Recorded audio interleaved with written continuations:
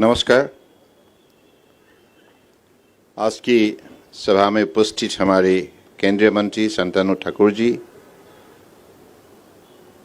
दिल्ली के lieutenant governor माननीय विनय कुमार सक्सेना जी, दिल्ली सरकार की माननीय मुख्यमंत्री श्रीमती रेखा गुप्ता जी, दिल्ली सरकार के माननीय मंत्री प्रवेश साहेब सिंह वर्मा जी, माननीय कपिल मिश्रा जी, दिल्ली प्रदेश की चीफ सेक्रेटरी धर्मेंद्र जी, हमारे पोर्ट शिपिंग वाटरवेज के सचिव टी.के. रामाचंद्रन जी और inland waterways authority of India की अध्यक्ष विजय कुमार जी और यहाँ उपस्थित सभी प्रदेश सरकार के अधिकारीगण, हमारे केंद्रीय सरकार के अधिकारीगण और उपस्थित भाइयों बहनों, पत्रकार बंधु, आज इस अवसर पर उपस्थित आप सबको मेरे हृदय से प्रणाम।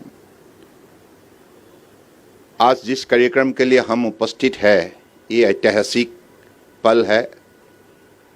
तो मैं तो कहूँगा परम आदरणीय प्रधानमंत्री जी के नेतृत्व में जो काम मुझे सौंपा गया है, देश के अलग अलग प्रांतों पे बहुत सा इंफ्रास्ट्रक्चर के सिलसिले में रिवर क्रूज,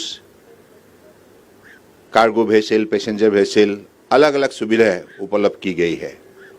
लेकिन दिल्ली की जमुना में आज जो कार्यक्रम रचना की गई है, ये हमारे लिए सबसे महत्वपूर्ण है, क्योंकि दिल्ली देश की राजधानी है, देश की हर जनता की स्वाभिमान का प्रतीक है। तो हमें भगवान ने इतना खूबसूरत जमुना नदी उपहार दी है,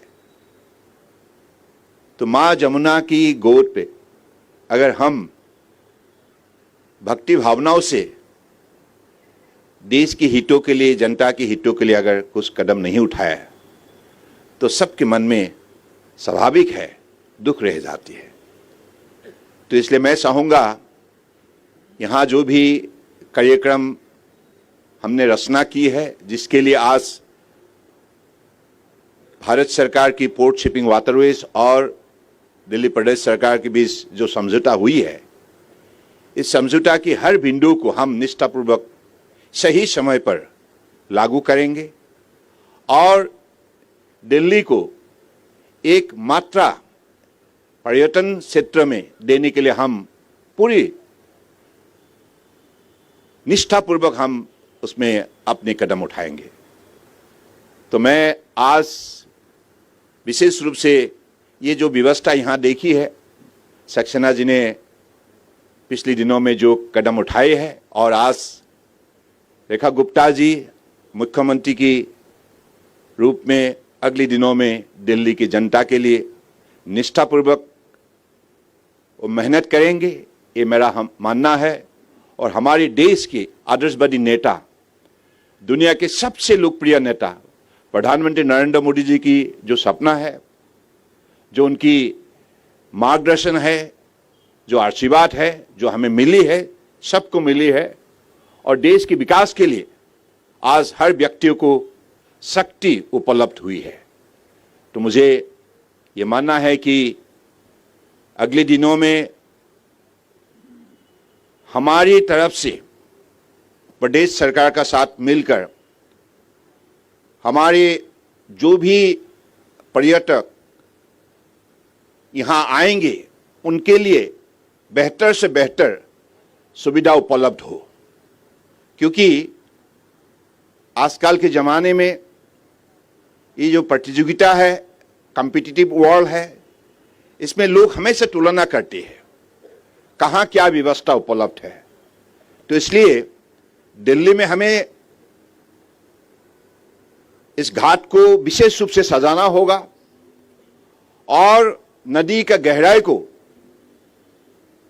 बढ़ाने के लिए हमें ड्रेजिंग का भी व्यवस्था करना होगा। मैं कुछ देर पहले रेखा गुप्ता जी से और सक्सेना जी से ही बात कर रहा था, अगर ड्रेजिंग जरूरत पड़े तो ड्रेजिंग भी हम करने के लिए तैयार है। लेकिन हम चाहते हैं कि one of the best infrastructure facilities for the national and international tourists to pay their visit, and if we could increase the footfall of the visitors, that will create the success story of today's event. And I believe whatever direction we have received from Honorable Prime Minister, in the last 10 years we have seen the exemplary growth in this sector too, whether it is port, shipping or waterways. In the inland waterways, during the Congress regime, that was limited to only 5 numbers. Since 1986 till 2014, it is limited to only 5 numbers of national waterways. But Honorable Prime Minister's, his vision ultimately created another 106 national waterways, and ultimately given a beautiful opportunity for the different parts of the people to access the cargo transportation, passenger transportation, and also for the development of cruise tourism.